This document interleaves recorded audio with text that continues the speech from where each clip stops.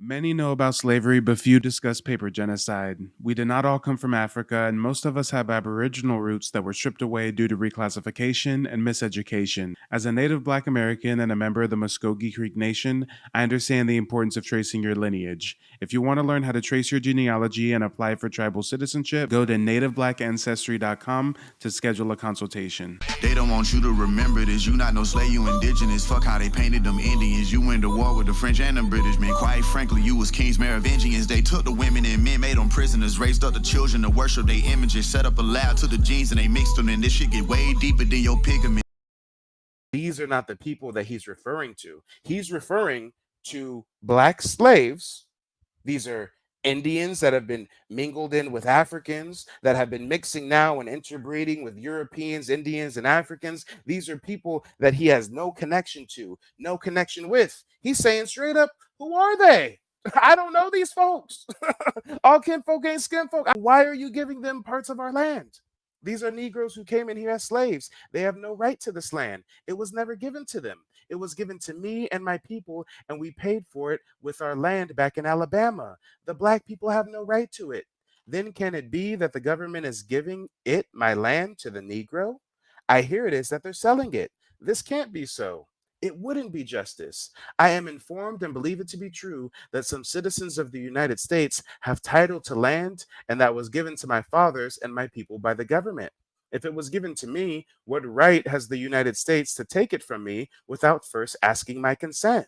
That I would like to know. There are many things that I don't know and I can't understand, but I want to understand them if I can. I believe the officers of the United States ought to take care of the rights of me and my people first, and then afterwards look out for their own interests. I have reason to believe, and I do believe, that they are more concerned with their own welfare than the welfare of rights of the Indian. Lots of them are.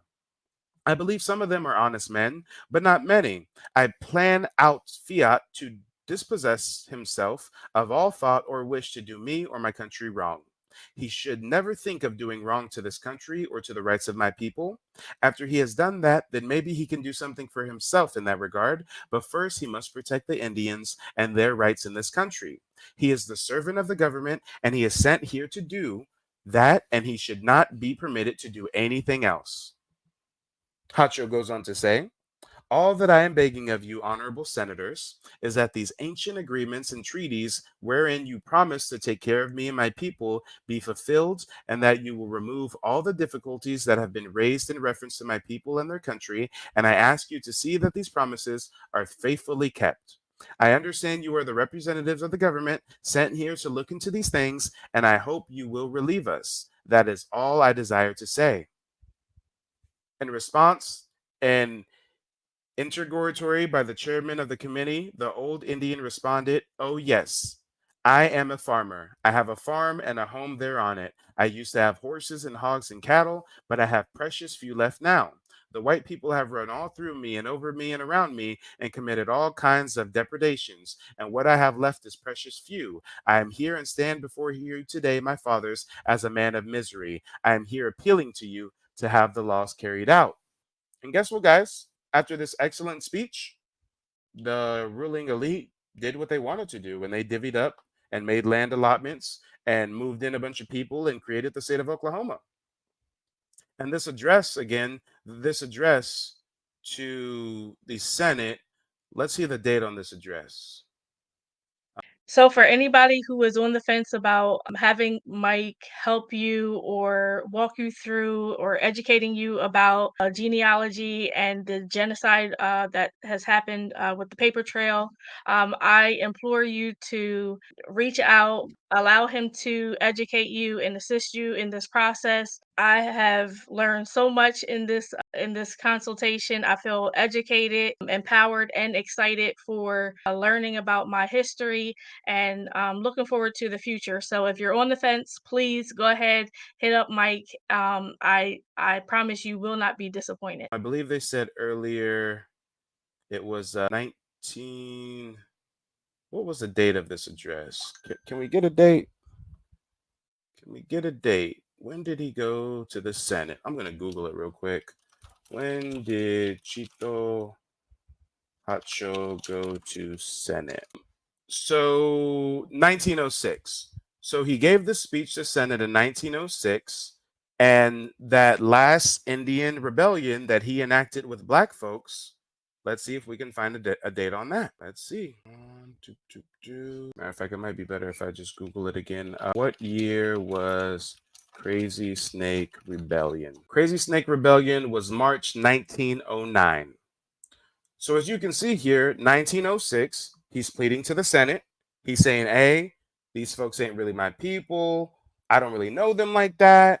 You know, you giving them my land, you breaking the treaties. But a few years later, when those folks do come to Oklahoma, he protects them, he rides for them, and they create a partnership. They create an alliance. And because of that alliance, what do?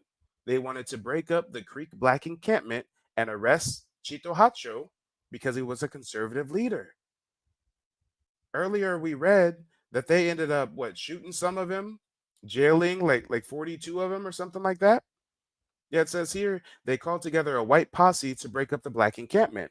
A melee ensued in which one black man was killed, a white man wounded, and 42 blacks were arrested and jailed.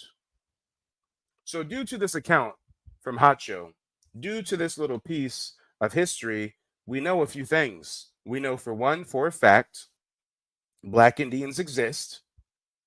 Hacho, when he was talking to the Senate, even cited that Columbus found black people here, not white people.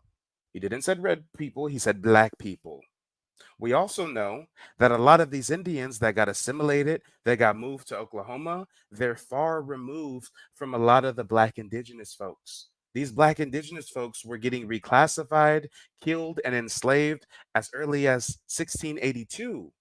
We're talking about the early 1900s when Chito was talking about, hey, these black folks, they're slaves. We don't really know them like that. I mean, how is this man who can't even speak, read, or write English? How is he going to know that Virginia was passing acts that combined Native Americans and Africans into one category? How would he know that as a man that's seemingly an uneducated farmer? It just makes you think, y'all. It just really makes you think. And if we juxtapose someone like Chito, who was a black Indian hero, if we juxtapose him to a black Indian sellout, let's see what we find. Just like there's Indians that rocked with the black people, that rode out for the black people, that possibly had some black heritage themselves. They hide in his mama, right? Well, guess what? There were some black Indians that were anti black. Put a one in the chat if you would like to learn about a black Indian that was anti black. As mulatto, black Indian. Me coming into this consultation with Mike, I came off of really doing a lot of past information for myself, trying to connect the dots to see where my family did come from. Unfortunately, I hit a lot of roadblocks on the way. And with the consultation that I had today, it did open me up to a lot of knowledge and information that can help me with my journey to finding out where I definitely do come from. And I know a lot of genealogy is not really easy to kind of do. And Mike, you really opened up my eyes to a lot of things that I kind of knew about, but you got me to really see it in a different manner, or explain it in a way that kind of helped me understand the way to connect the dots that'll kind of help us really get to that next step in our genealogy. The consultation is definitely worth it. He really knows the stuff, and I would definitely recommend that you seek out a consultation.